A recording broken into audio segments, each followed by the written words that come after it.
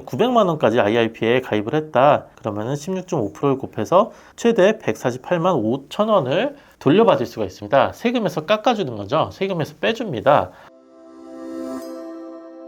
안녕하세요. 비더리치 세무사 김국현입니다. 제가 증여 상속 가족법인 이야기 하다가 오늘은 조금 다른 이야기를 가져왔습니다. 바로 퇴직연금인데요. 오늘 퇴직연금 이야기 드리는 이유가 연말에 12월이 가기 전에 IRP 가입을 해놓으면 좋아서 그렇습니다.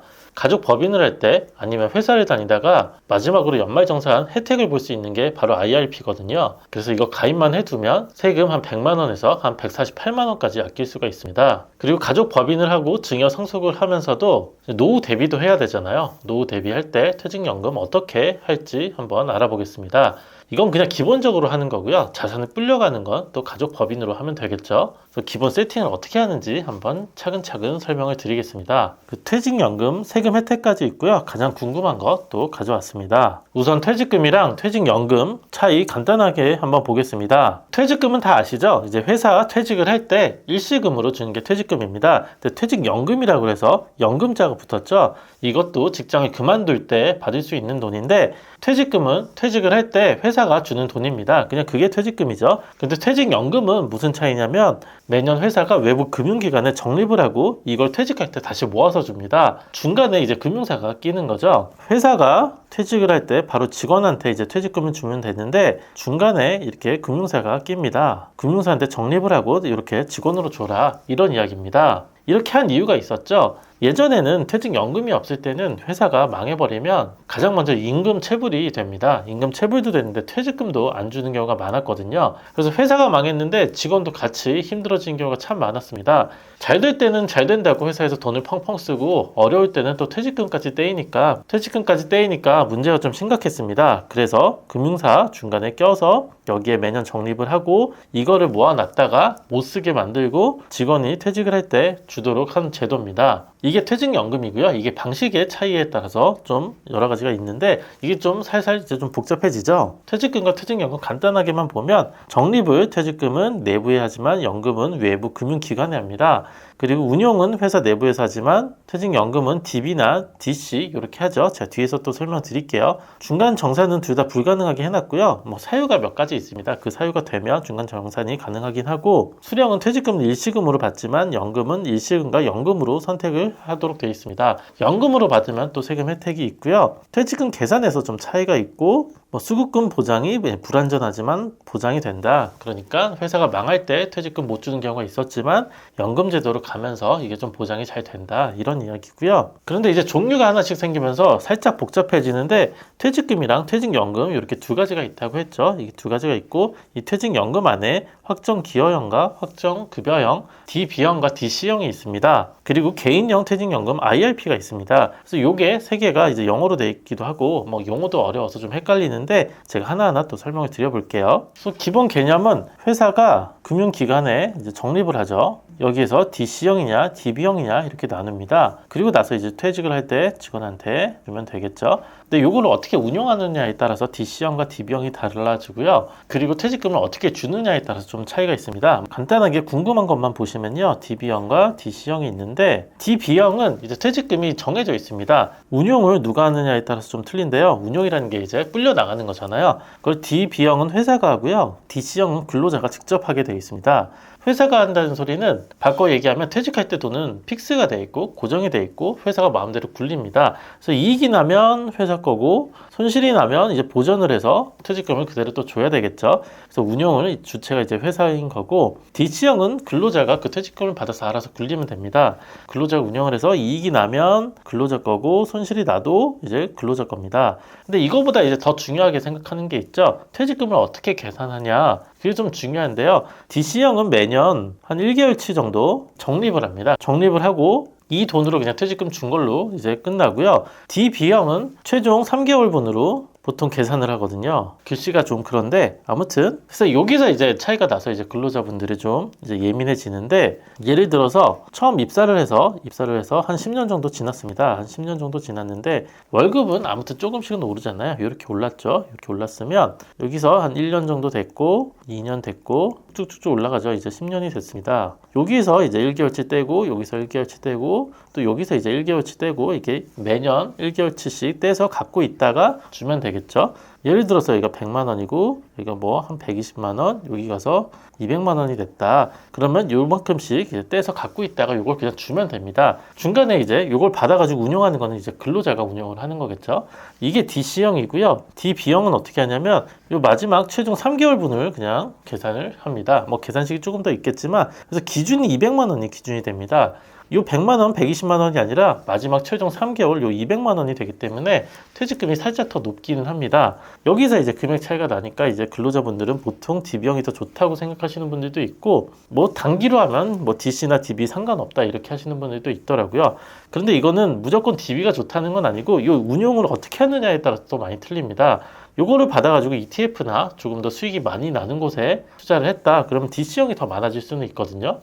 급여 오르는 거는 뭐 보통 2%에서 뭐 5% 이 정도 될 수도 있는데 운용 수익이 이걸 넘는다. 그럼 DC형이 더 유리해지겠죠. 아무튼 이런 차이가 있고요.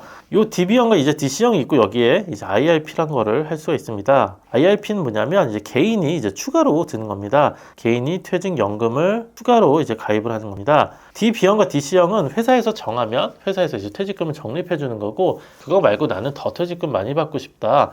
또 다른 금융상품 퇴직연금에 가입을 하는 겁니다. 그래서 개인 퇴직금을 추가를 시킬 수가 있겠죠.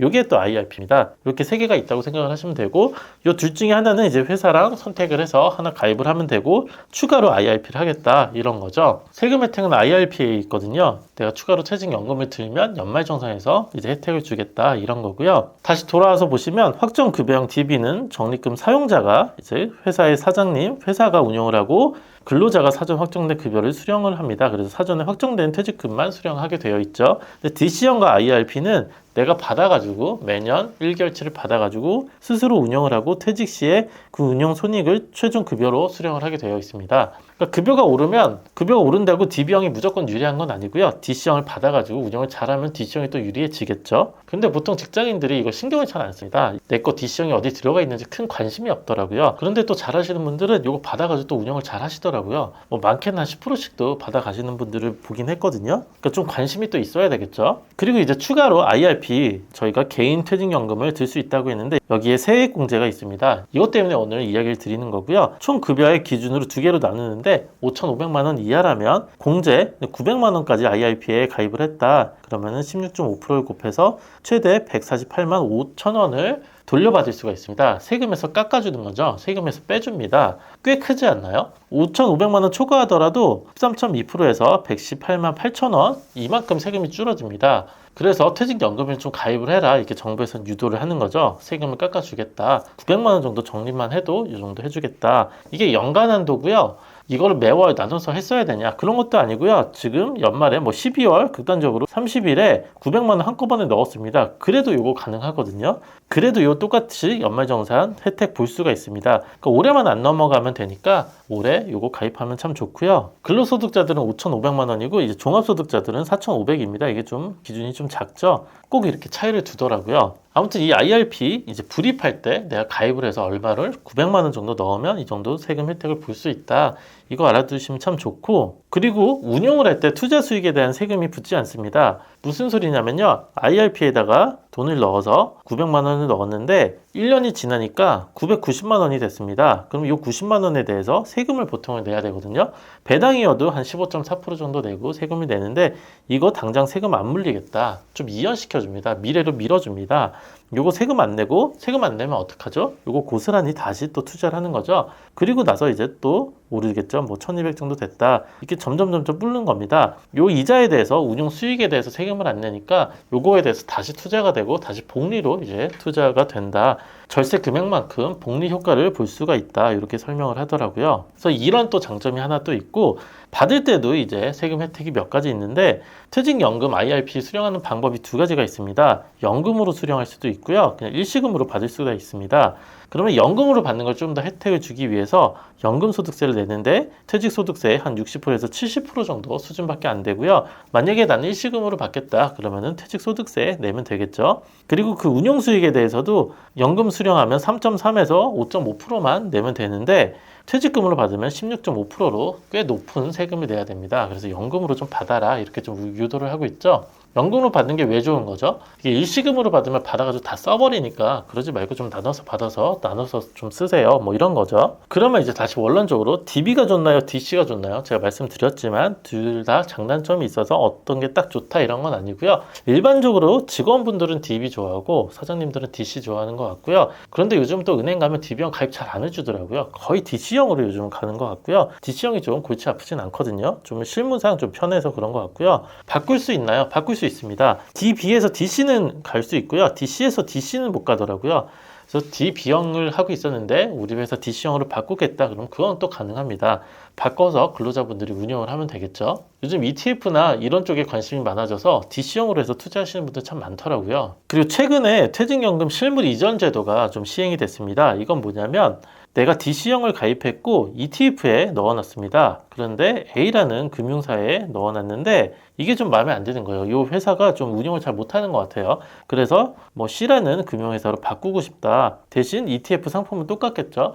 그때 이제 금융사관 바꾸고 싶으면 예전에는 이제 현금 청산을 한번 하고 다시 이렇게 가입을 해줬거든요. 요즘은 그게 아니라 이 상품을 현금 청산하지 않고 바로 바꿔주는 제도입니다. 대신 DB형, DC형 뭐 이런 게 똑같아야 되고 운용의 성격도 좀 비슷해야 이제 넘어가겠죠. 그래서 실물 이전 신청을 하면 가능하다 이런 거고요. 그래서 이제 결론을 다시 말씀드리면 연말정산 12월 가기 전에 IRP 900만 원 가입하는 게 좋고 DC형을 가입하고 있다면 조금 더 관심을 가져서 어디에 투자를 할지 한번 알아보시면 좋지 않을까 싶습니다. 이제 이런 것들은 기본이고요. 이런 것들은 세금을 아끼는 거잖아요. 100만 원, 150만 원 꽤 큰 돈입니다. 이 돈 아껴놓고 자산을 또 어떻게 불릴지 저랑 고민하시면 되겠죠. 다음에도 좋은 내용 가져오겠습니다.